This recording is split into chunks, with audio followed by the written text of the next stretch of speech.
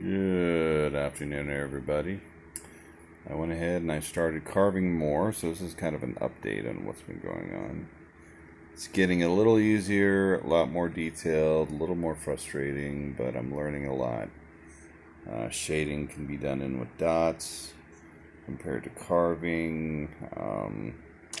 Still having a rough time with smooth lines, so what I'm kind of thinking is I'm not going to worry too much about slight little indifferences like little stuff like that you zoom in close on, because all this here, and I did wash all that out, all this white here is from the bone. When you wash it, it turns black, but when it dries out, it turns white. So I decided to maybe add a color in there just as a test, just as a see. So I started with the stain. That was pretty cool. I don't have an example of it, but it was too dark. So I wanted something to pop. So I tried this metallic acrylic paint. And this is like a reddish, see by the thing there, but it's like a reddish color paint. So I went ahead and I did this.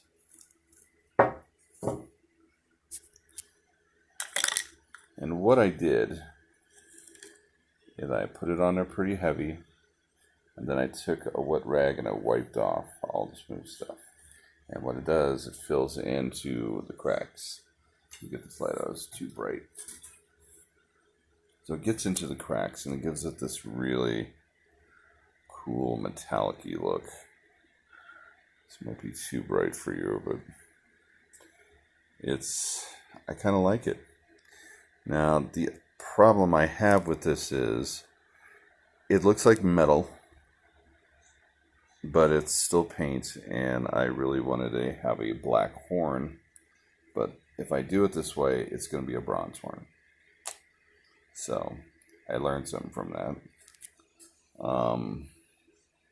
Also, you got to keep your hands clean. If not, you're going to get paint all over everything as you're holding it.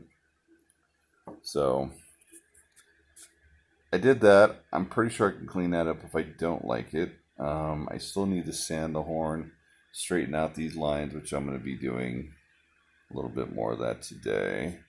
But I did get quite a bit done as far as the major lining goes. I got the raven's mouth done, the nostril, the eye, under the chin. I got the basics of the claws. They're done. Now this dust goes everywhere. So if you're doing this, even in a workshop, put some kind of a cloth down. That way you can do an easy cleanup. If not, you're going to get this stuff everywhere. It's just nasty. But I got up to about that part for Begone Satan. So I'm going to try to get all the way around. And I'm going to hold off on this because I want to put more resin on the inside to thicken it up. And that way, since it's thinner up here, I don't poke through it. But for the most part, that's what's going on.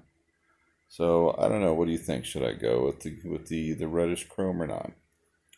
This, I mean, the camera's not giving it justice. It's too bright, way too bright. And then I got the camera on the light on the cameras, which is not really helping either. But it gives it a really cool look. The stain gives it more of a flat look. And then you got to consider the fact, well, the stain will probably brighten up once you put a shine over it. Because, everything brightens up when you put like a shine over it. Some kind of I don't know if I'm going to do the polyurethane or if I'm going to do a linseed oil, but it's going to pop no matter what. So, I don't know. What do you think? May have overdone it with the sample. Did quite a big chunk. But who knows? We'll see what happens. I don't think I have an example of the stain. I guess I should have done that, and I didn't. I got a little ahead of myself. Anyway, let me know what you think. Take care. God bless. Bye.